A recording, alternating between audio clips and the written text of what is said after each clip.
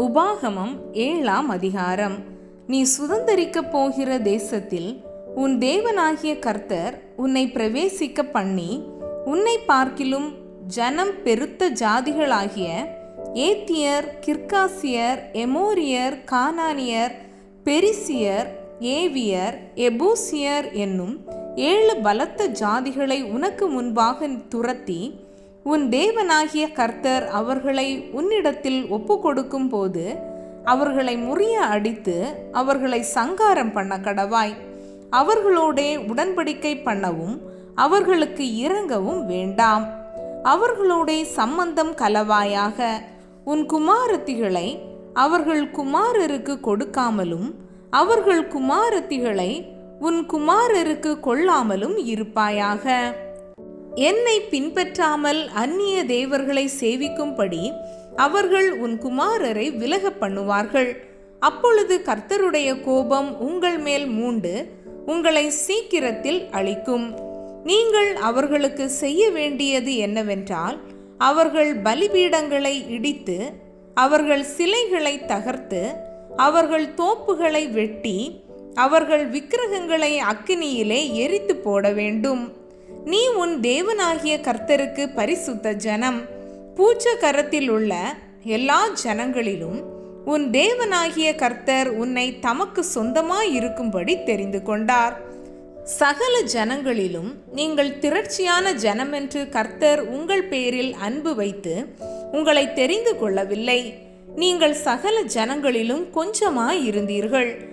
கர்த்தர் உங்களில் அன்பு கூர்ந்ததினாலும் உங்கள் பிதாக்களுக்கு இட்ட ஆணையை காக்க வேண்டும் என்பதினாலும் கர்த்தர் பலத்த கையினால் உங்களை புறப்பட பண்ணி அடிமைத்தன வீடாகிய எகிப்தினின்றும் அதன் ராஜாவான பார்வோனின் கையினின்றும் உங்களை மீட்டு கொண்டார்.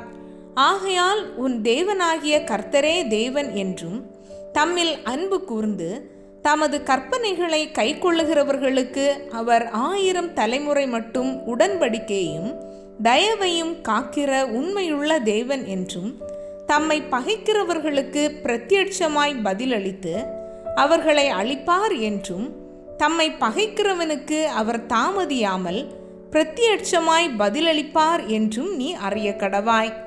ஆகையால் நீ செய்யும்படி நான் இன்று உனக்கு கட்டளையிடுகிற கற்பனைகளையும் கட்டளைகளையும் நியாயங்களையும் கை கொள்வாயாக. இந்த நியாயங்களை நீங்கள் கேட்டு கை கொண்டு அவைகளின்படி செய்வீர்களானால், அப்பொழுது உன் தேவனாகிய கர்த்தர் உன் பிதாக்களுக்கு ஆணையிட்டு கொடுத்த உடன்படிக்கையையும் கிருபையையும் உனக்காக காத்து உன்மேல் அன்பு வைத்து உன்னை ஆசீர்வதித்து உனக்கு கொடுப்பேன் என்று உன் பிதாக்களுக்கு ஆணையிட்டு கொடுத்த தேசத்தில் உன்னை பெருக பண்ணி, உன் கர்ப்ப கனியையும் உன் நிலத்தின் கனிகளாகிய உன் தானியத்தையும் உன் திராட்சை ரசத்தையும் உன் எண்ணெயையும் உன் மாடுகளின் பலனையும் உன் ஆட்டு மந்தைகளையும் ஆசீர்வதிப்பார். சகல ஜனங்களை பார்க்கிலும் நீ ஆசீர்வதிக்கப்பட்டிருப்பாய். உங்களுக்குள்ளும் உங்கள் மிருக ஜீவன்களுக்குள்ளும் ஆணிலாகிலும் பெண்ணிலாகிலும் மலடு இருப்பதில்லை. கர்த்தர் சகல நோய்களையும் உன்னை விட்டு விலக்குவார்.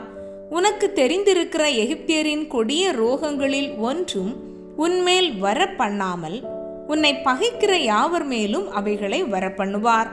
உன் தேவனாகிய கர்த்தர் உன்னிடத்தில் ஒப்பு கொடுக்கும் சகல ஜனங்களையும் நிர்மூலமாக்க கடவாய்.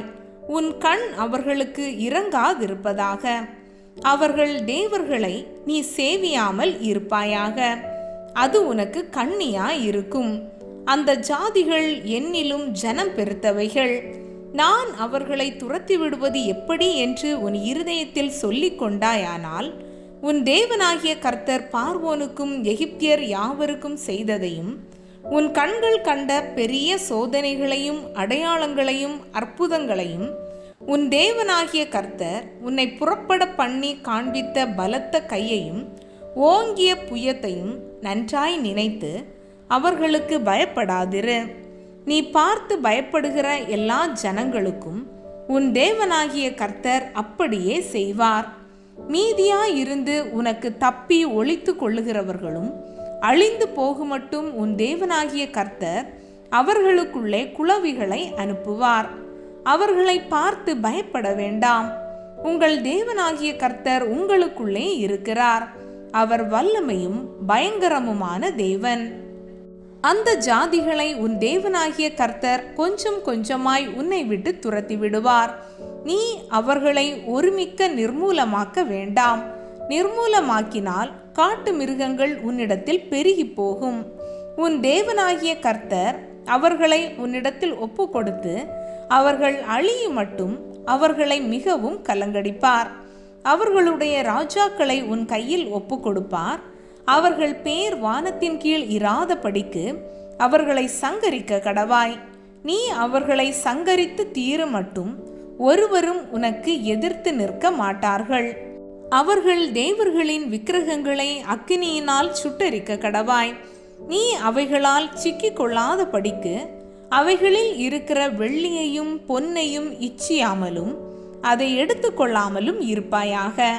அவைகள் உன் தேவனாகிய கர்த்தருக்கு அருவருப்பானவைகள். அவைகளைப் போல நீ சாபத்துக்குள்ளாகாதபடி அருவருப்பானதை உன் வீட்டிலே கொண்டு போகாயாக. அதை சீ என்று வெறுத்து முற்றிலும் அருவருக்க கடவாய். அது சாபத்திற்குள்ளானது.